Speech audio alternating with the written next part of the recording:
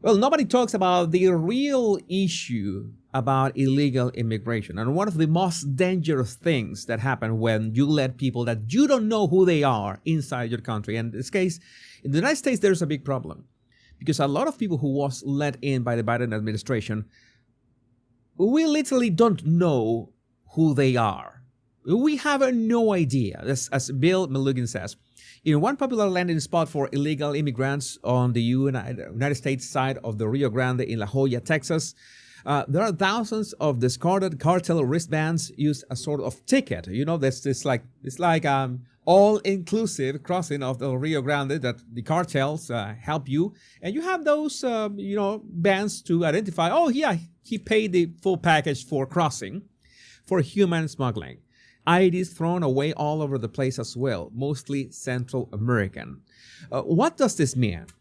As Vish Vora says, the southern border is littered with IDs of illegals who have crossed, lots from Turkey, India, Nepal, and Mexico as well.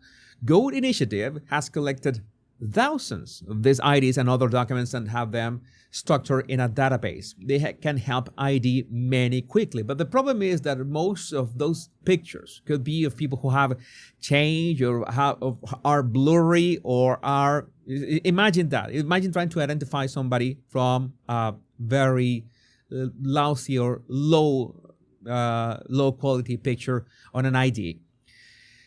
And this not only happens in the United States, but happening in other countries such as the UK, that people make sure when they are arriving at their host country, they throw away their passports and they throw away their IDs after, of course, they have used them to travel to the country. This is done for the very simple reason that when you enter the country, in this case, the United States, you just claim to know, do you have a different name? Or you were born in a different year. To just make up a new identity. How are authorities going to discuss that? Because there are so many of them. The idea would be to work with embassies or consulates to verify the identity of these people. Okay, you come from, I don't know, Mexico, and you claim to be Jose Perez. And okay, you must be in the database of Mexico. Mexico's identification database, of course. Surely, can you go to your embassy and get a new ID so we can move on with this process? But no, the problem is that as long as we were in the Biden administration, the problem is that you could enter the country. You remember that I did a video when they were arriving at the Roosevelt Hotel in New York, and you could literally just fill in your name and age and everything just out of thin air. Just claim to be a completely different person, and they will give you everything, including a plane ticket to anywhere in the United States you wanted. It was that simple. But the worst part is that by this happening, so how can you identify people once they are inside the United States? Because then you don't know what is their criminal record.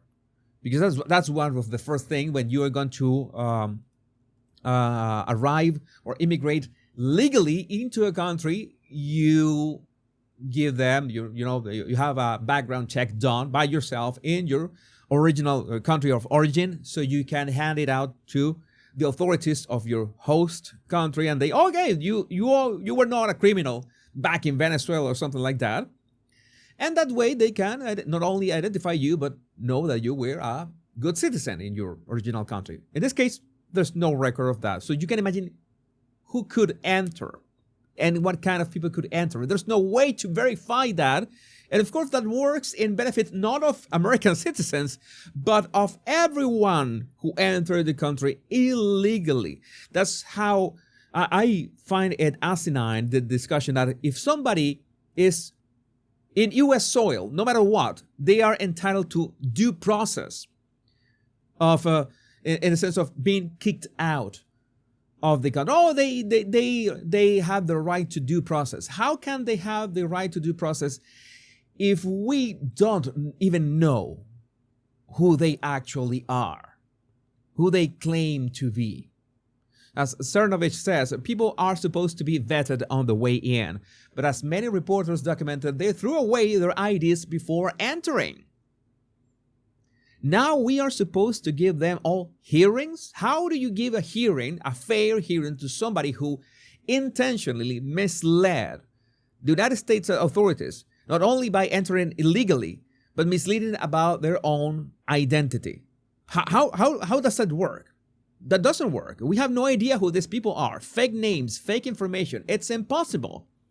If they want due process, says Lex Watterson, make them go out and be processed on the way back in. We should be equipped to do this. We cannot possibly equip for 10 million court cases. That is simply not possible. That is simply not possible. Based on our current system and capacity, it would take hundreds of years for just 2% of them, which is the point. It seems the court wants to rule that once a person reaches the United States, no matter how, they are here for life. Congress must act. The problem is that half the Congress is packed with the Democrats and a tiny fraction of rhinos as well. So how can you pass a law? How can you pass anything that prevents this? Because this will only benefit Democrats in any election. They did this on purpose. It was part of the plan. Again, it's like this. The persistence, Scott Pressler says, the Los Angeles voter registrar recorder even admits on its website that non-citizens, illegal aliens, are registered to vote. Why is it not a bigger story? It's you see here, Los Angeles County Registrar Recorder.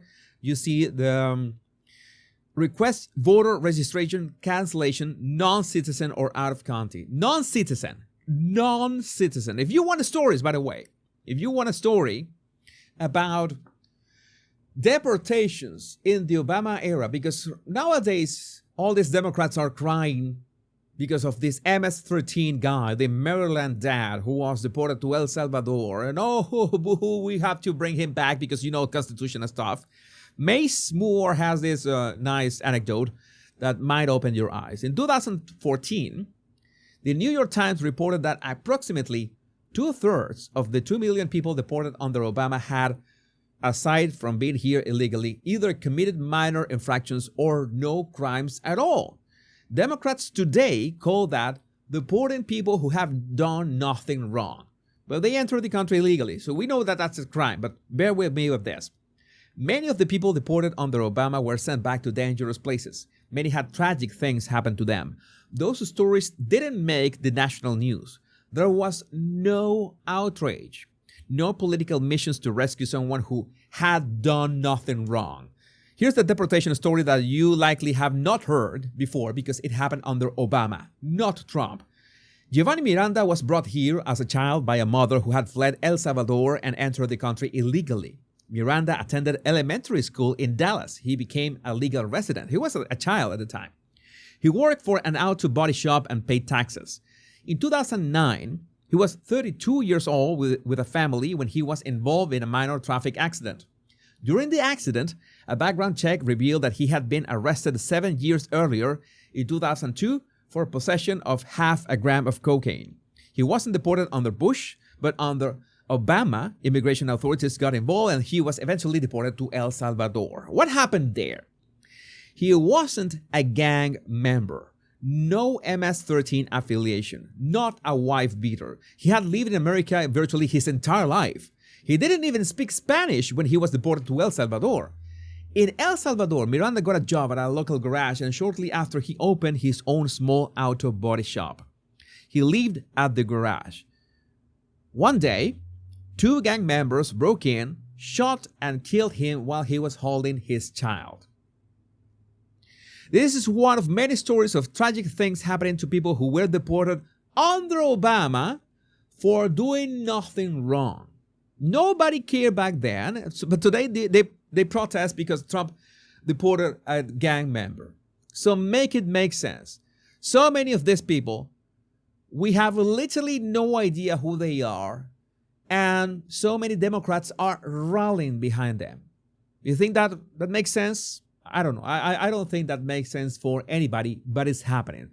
Meanwhile, I would like you to ensure to subscribe and like and subscribe to my new channel, The Power Pundit. We're here to discuss politics and social commentary. And well, let me know what you think about this in the comments. My name is Jesus Enrique Rosas. I'm The Power Pundit. Much love and bliss.